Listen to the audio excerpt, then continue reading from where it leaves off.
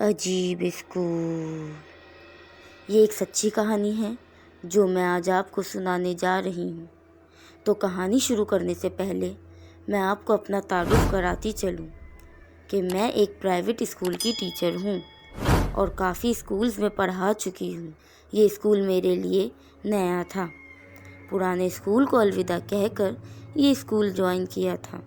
مجھے پہلے دن ہی اسکول تمام خاموش سا لگا۔ میں نے کسی کو محسوس نہ کرایا اور پڑھاتی رہی۔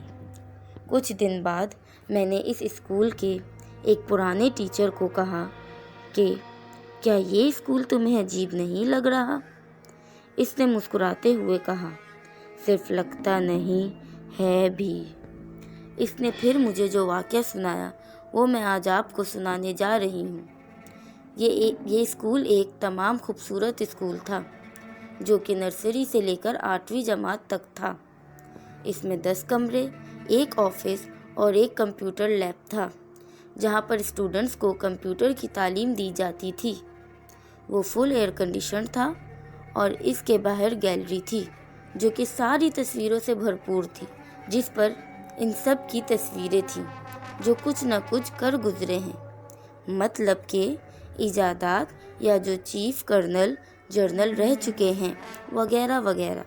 میں آپ کو بتاتی چلوں کہ اس اسکول کا جو مالک تھا وہ دعوت اسلامی کا والنٹیئر تھا، تو اس کے پاس دعوت اسلامی کے طالب علم آتے رہتے تھے۔ ایک مرتبہ ان کے پاس ایک طالب علم تبلیغ کے حوالے سے آیا جس کو واپس جانے میں دیر ہو گئی، تو اسکول کے مالک نے اس کو کہا کہ آپ کو بے حد دیر ہو چکی ہے، آپ آج رات ہمارے اسکول میں گزاریں اور کل صبح ہوتے ہی واپس چلے جائیں۔ اس نے ہاں کر دی اور اسکول میں آیا تو ویسے ہی شام ہو گئی تھی اور رات ہونے والی تھی، تو سب اس کے ساتھ تھے۔ گرمیوں کا موسم تھا اور ہمارے شہر میں رات 12 بجے بجلی آتی ہے، تو سب اس انتظار میں تھے کہ بجلی آئے تو ہم گھر جائیں اور طالب علم کو اسکول میں اے سی چلا کر دے کر ہم سب گھر جائیں۔ 12 بجے تک تو سب اس کے ساتھ تھے۔ ہم جیسے ہی طالب علم کو 12 بجے اس کو کھانا کھلا کر بستر وغیرہ دے کر اس ویران اسکول میں اکیلا چھوڑ کر چلے گئے، کیونکہ اسکول ہمارے گھر سے تھوڑا ہی دور تھا، تو ہم اس کو کہہ کر گئے تھے اگر کوئی بھی ضرورت ہو تو فون کر کے بتا دیجیے گا۔ یہ کہہ کر ہم روانہ ہو گئے۔ جیسے ہی ہم صبح اسکول آئے تو کیا دیکھا، وہ طالب علم اس کمرے کے ایک کونے میں ڈر کے مارے کانپ رہا تھا۔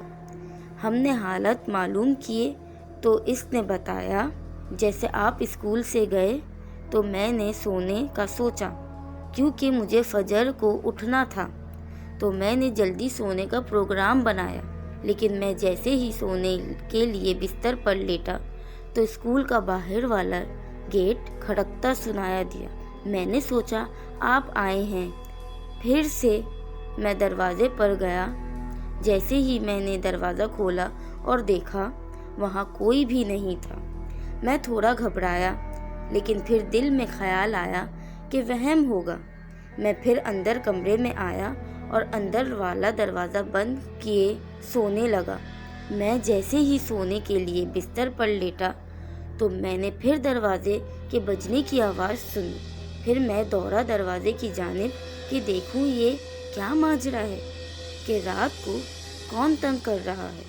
میں جب دروازے پر پہنچا تو میرے رونگٹے کھڑے ہو گئے، کیونکہ پھر سے وہاں کوئی نظر نہیں آیا۔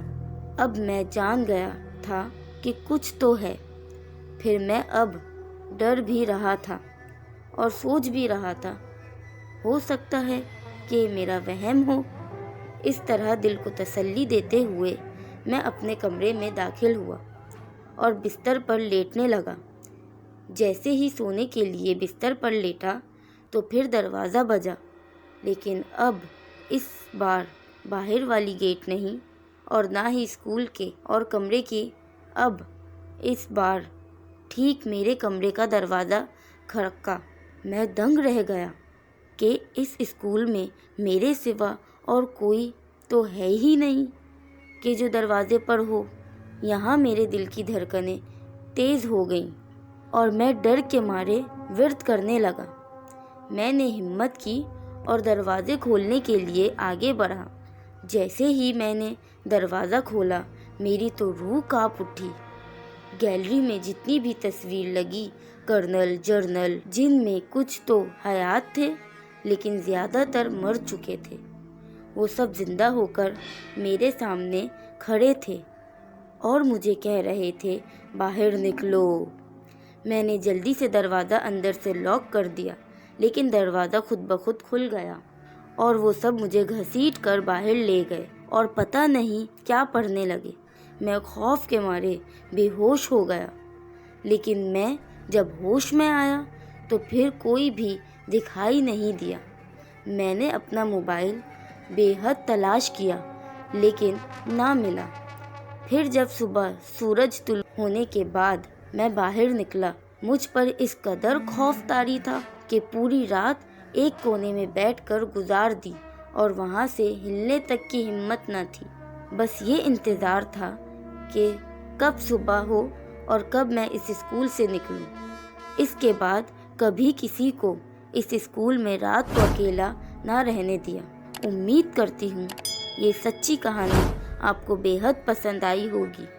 اپنی رائے سے ہمیں آگاہ کریں اور ملتے ہیں پھر مزید ایسی سچی کہانیوں میں۔ تب تک کے لیے اللہ حافظ۔